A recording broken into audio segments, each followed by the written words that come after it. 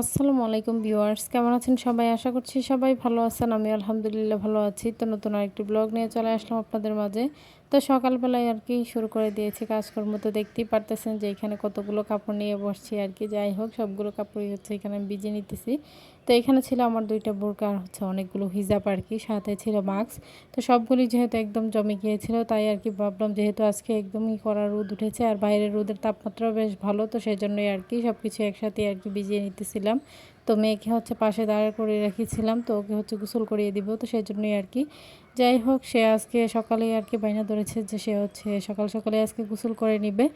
তো আমি নাস্তা করে নিয়েছি, নাস্তা করেই কিন্তু আসছি সবগুলো ধুয়ে নেওয়ার জন্য যাই হোক এগুলো এখন ভিজিয়ে রেখে তারপর মেয়েকে গোসল করিয়ে দিব, এরপর ধুয়ে নেড়ে দিব।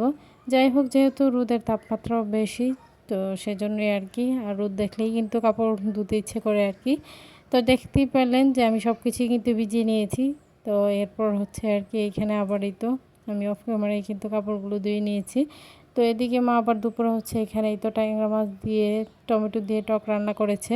আর সেই সাথে এখানে মিষ্টি কুমড়া ভাজি করে নিয়েছে, যেহেতু বাচ্চারা জাল খেতে পারে না তাই কম জাল দিয়েই করেছে, যাতে করে বাচ্চারাও খেতে পারে বড়রাও খেতে পারে।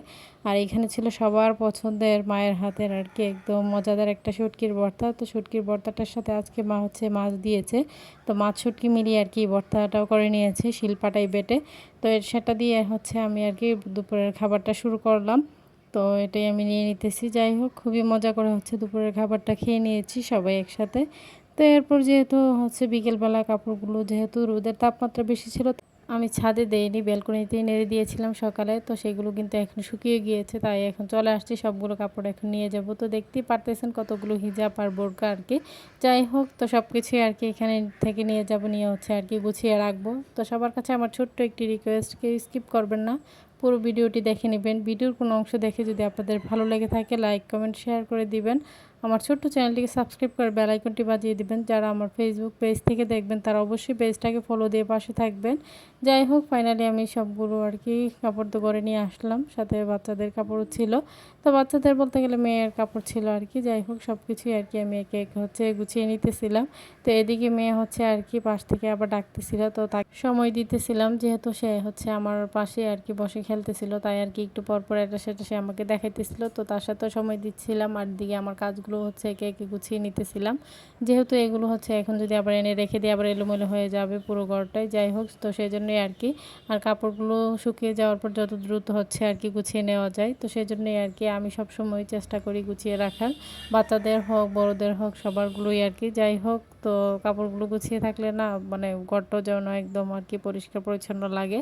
মানে সারাক্ষণ ঘর যতই মোছামাছি করি না কেন, যখন কাপড়গুলো গুছাই তারপর মনে হয় ঘরটা যেন একদমই ক্লিন হয়ে গিয়েছে তো কাপড় চোপড় এদিক সেদিক ফেলে রাখলে দেখতেও ভালো লাগে না। তো যাই হোক এদিকে বক বক করতে করতে কিন্তু আমি আমার কাপড়গুলো কিন্তু গুছিয়ে নিতেছি। তো দেখতেই তো পেলেন। আর বাহিরে বের হলেই কিন্তু হিজাব এক এক সময় এক একটা পরা হয়, তাই অনেকগুলি জমে গিয়েছিল।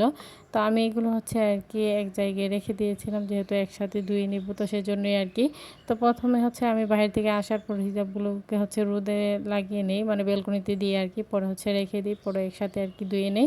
তো সবসময় তো আর ধুতেও ভালো লাগে না, তো সেই জন্যই যতটুকু সম্ভব পরার চেষ্টা করি তো এদিকেই তো সব কিছু গুছিয়ে পড়া হচ্ছে। তো একদিকে মেয়ের সাথে কিন্তু গল্প করছি, তো সব কিছু মিলিয়ে ভালোই লাগছিল। তো বাচ্চাদের সাথে এরকম মুহূর্তটা কাটানো খুবই ভালো লাগে। তো ওরা একসময় জ্বালাতন করে, আবার একসময় অনেক আনন্দ দেয়, সব কিছু মিলিয়েই তো সন্তানদের নিয়ে কাটাতে হয়। যাই হোক পরে তো দেখতেই পেলেন।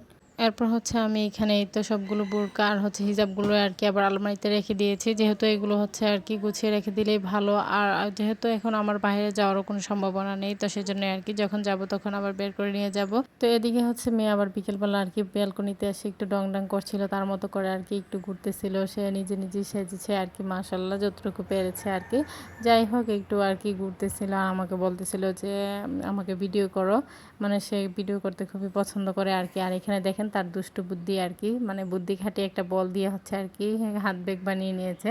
যাই হোক এই কাণ্ডটা দেখে আমরা বাসার সবাই অনেক হাসাহাসি করছিলাম ওকে নিয়ে যাই হোক ভালোই লাগছিল। আর বাচ্চাদের মাথায় যে কত বুদ্ধি আসে কি বলবো, তো সে তো খুবই হ্যাপি ছিল।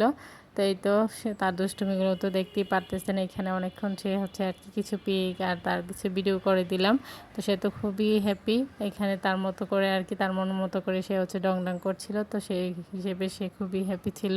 তো পরে হচ্ছে আর কি এখান থেকে আবার চলে যাইতেছিল, তার নানু ভাই হচ্ছে তাকে আবার ডাকতেছিল আর কি, সেই জন্যই আর কি। যাই হোক, পরে আর কি সন্ধ্যাবেলা আমরা এই তো আমাদের ব্রাহ্মণবাড়িয়ার বিখ্যাত তালের বড়া নিয়ে বসছি, বাচ্চাকে নিয়ে বসছি আর কি। মেয়ে তো এখানে হচ্ছে আর কি নিয়ে দেখি বলতেছিল ওয়াও। তো ওর ভয়েসটা দিতে পারলাম না যেহেতু অনেক নয়েজ হইতেছিল আর কি। তো এই তো দেখতেই পেলেন তালের বড়াগুলো দেখতে কতটা ইয়াম্মি এবং সুন্দর লাগছে।